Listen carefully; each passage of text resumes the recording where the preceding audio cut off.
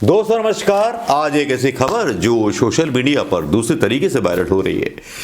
हुआ क्या कि एक मुसलमान ने नमाज पढ़ ली, दो मुसलमानों ने नमाज पढ़ ली चबूतरे पर, मथुरा में एक मंदिर में। चबूतरा कौन सा था भाई? नंद बाबा का चबूतरा था। नंद बाबा के चबूतरे पर नमाज पढ़ ली। अब नंद बाबा के चबूतरे पर जो उनकी सफाई थी पुजारी जी के साथ, वो भी मैं यहाँ सुनाना चाहूंगा, वो भी जरा सुन लीजिएगा, क्योंकि इसके बाद कुछ बहस या कुछ चीजें बताना आपको जरूरी हैं। उन बच्चों को, उन युवाओं को, जिन युवाओं को इतिहास नहीं पता, जिन्हें इतिहास से घृणा है, उस इतिहास को बताना पड़ेगा। हिंदुस्तान का वाजिब शान इतिहास, जो इस मुल्क की पहचान है, जो इस लोकतंत्र की पहचान है, जो इस संविधान की पहचान है।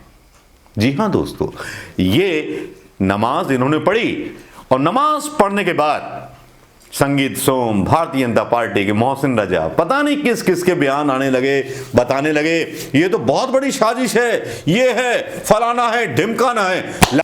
इतिहास के बारे में कुछ जानोगे? ये जानते हो जब ऐसा बोल रहे हो तो? संगीत सोम से और जिन्होंने भी आपत्ति उठाई, मेरे उनसे एक क्वेश्चन है, रसखान कौन थे? कोई बताएगा? मैं युवाओं से भी पूछूंगा, रसखान कौन थे? रसखान वो थे जो मथुरा आए और भगवान कृष्ण के भक्त बनकर रह गए। क्योंकि इस वीडियो की सफाई मैं तभी दे पाऊंगा जब रसखान को थोड़ा सा आपके बीच क्लियरफाई कर पाऊंगा। प्रेम अयन श्री राधिका, प्रेम बरन नंद नंद, प्रेम वाटिका के दो माली मालिन द्वंद, प्रेम प्रेम सबको कहत, प्रेम न जानत कोय, जो जन जाने प्रेम तो मरे जगत क्यों रोए। प्रेम अगम अनुपम अमित सागर सरिस बखान, जो आवत यही ढिंग बहुरी जात नहीं रसखान। ये हैं पंक्तियां रसखान जी की। जाइए गूगल कीजिए, रसखान जी को जानिए। वो मुगल सेनापति थे और ऐसे वैसे नहीं थे, बहुत कठोर वाले थे। उनके उस प्रसंग में जाएंगे तो आपको पता चलेगा कि रसखान के जन्म के संबंध में दिल्ली शासन, रसखान के अनुसार गदर के कारण दिल्ली शमशान बन चुकी थी, तब दिल्ली छोड़कर ब्रज मथुरा चले गए। ऐतिहासिक साक्ष्य के आधार पर पता चला कि उपयुक्त गदर सन 1613 में हुआ था। उससे ऐसा प्रतीत हुआ कि वो उस समय व्यस्त हो चुके थे। रसखान का जन्म 1590 में हुआ, समाचीन प्रतीत होता है। भवानी शंकर यशवी का कहना है विठल नाथ के गुरु थे, मतलब विठल नाथ के शिष्य थे। उनसे उन्होंने बाकायदा शिक्षा ली थी कृष्ण भक्त की। अब यहां एक मुस्लिम भाई वही बयान फिर दोहराता है, मंदिर में कृष्ण के सम्मान में नमाज अदा करता है और हमारे भारतीय जनता पार्टी के लोग और गोदी मीडिया उस पर जो है जहर खोलने लगते हैं। रसखान की मोहब्बत कृष्ण से हो सकती है तो आज के किसी मुसलमान की मोहब्बत कृष्ण से क्यों नहीं हो सकती? कोई बताएगा? और ये है आलोक, ये है मोहम्मद चांद, वो है नीलेश। हम लोग सद्भावना हो, हाँ, तो इसके लिए राम ही केवल प्रेम प्यारा, जान ले हसो जानन हार। तो प्रेम है, यही धर्म है। देखिए आप उद्धव, आप तो इतने ज्ञानी हैं, उद्धव और रसखान में क्या था? उद्धव और श्री कृष्ण, उद्धव कहते थे ज्ञान सब कुछ है, श्री कृष्ण ने फिर उनको समझाया। और यही इस्लाम धर्म में भी है। प्रॉफिट मोहम्मद से पूछा खैरुन्नास, सबसे बढ़िया इंसान कौन है? तो आपने ये नहीं कहा जो टोपी लगाए, जो गाड़ी पे, मय्यन फउन्नास, जिससे इंसानों को अधिक फायदा हो, वो अच्छा है। तो यही धर्म का मेन मतलब है। धर्म न दूसर सत्य समान। तो आपको कितने दिन हुए दिल्ली से? आज हमें 5वां दिन है और हम पूरी 84 कोस में। लोग पूछते हैं क्या लेने आए हो, तो हमने कहा देखो इस वक्त दुनिया में सब कुछ है।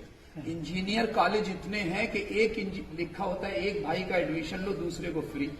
डॉक्टर भी हैं, लेकिन प्रेम करने वाले नहीं है। तो वही हम ब्रज की जो धरती है, इसमें कुछ भी हो लेकिन प्रेम, वो हमने फील किया है चेहरों पे। कहीं भी मुझे ऐसे देख के लोग परेशान होते तो कहते भाई देखो बुरा नहीं मानोगे, हम एक बात पूछे तुम क्यों आए? तो मैं उनको कहता था कि देखो जैसे पानी सबका है, सही बात, वो दावा नहीं कर सकता है। हवा सबकी है, इसीलिए अल्लाह अल खल्क़ु कुल्लुहुम अयाल अल्लाह, प्रॉफिट मोहम्मद ने कहा है कि सारी कायनात एक परिवार है, तो इसीलिए निकले हैं। कृष्ण तो सबके हैं, उनकी मोहब्बत सबकी है। तो आप ब्रज में आए, ब्रज में आके आपको कैसा? बहुत प्रेम। देखिए वो बोलने का नहीं था, लेकिन चेहरों से दिख जाता है, आपके चेहरा बता देता है कि आपको, तो ऐसी सद्भावना, ऐसा प्रेम। कई लोग कह भी रहे थे ये समय सही नहीं है, तो मैंने कहा यही समय सही है। इस टाइम देश को और दुनिया को पूरी भारत के जरिए सद्भावना और मोहब्बत की वसुधैव कुटुंबकम। दिल्ली से साइकिल से ही निकले? हम लोग ने नहीं, दिल्ली से हम वृंदावन तक आए, फिर वृंदावन से मदन टेर से हमने अपनी यात्रा शुरू की और सारे मंदिरों और सब दर्शन के जो स्थान, आप देखिए 5000 साल हो गए, लेकिन वो रास्ते जिंदा है, वो मिट्टी जिंदा है। इसलिए जिंदा है कि ये कानून है कुदरत का कि मोहब्बत करने मीरा जिंदा है। या तो रसखान का इतिहास पढ़ लीजिए, और रसखान साहब कौन थे उनके बारे में मैंने एक पहले वीडियो डाला था 1.5 साल पहले। मुगल सेनापति थे और कृष्ण के बहुत दीवाने थे। उनके साहित्य में प्रेम छलकता है भगवान कृष्ण के लिए। प्रेम रूप दर्पण अहो रचे अजूबो खेल, या में अपनो रूप कछो लखी परई अनमेल। देखिए ठेठ ब्रज भाषा का इस्तेमाल कर रहे हैं, यहां उर्दू का कोई शब्द इस्तेमाल नहीं कर रहा, जबकि मैंने अब तक वीडियो बनाया है तो उसमें उर्दू के कितने शब्द आ चुके होंगे। लोक वेद मर्जाद सब लाज काज संदेह, देत बहाए प्रेम करी विधि निषेध को ने। गंगा जमुनी संस्कृति को इस तरह से नहीं तोड़ा जाता जिस तरह से तोड़ने का प्रयास हमारी इन उत्तर प्रदेश की बाबा जी की सरकार के द्वारा चल रहा है। बाबा जी को भी नहीं पता होगा कि रसखान का जन्म कब हुआ था। संगीत सोम और जितने नेताओं ने ट्वीट किया कि साजिश है, ये है, वो है। ये पिक्चर अगर मनमोहन सिंह के जमाने में चल रही होती तो ये कहा जाता, देखिए कितनी धार्मिक स्वतंत्रता है, ये हिंदू मुस्लिम एकता का प्रमाण है।